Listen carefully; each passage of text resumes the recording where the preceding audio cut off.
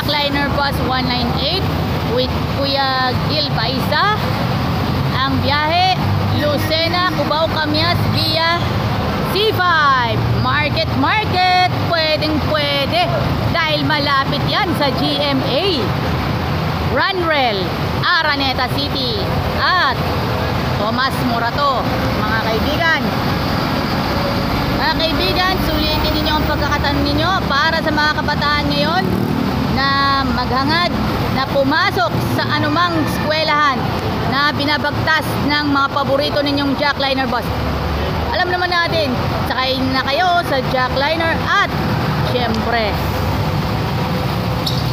malamang makikita ninyo ng personal si Alden Richards at iba't ibang GMA artists, maging ang mga sports personalities na napapanood sa GMA.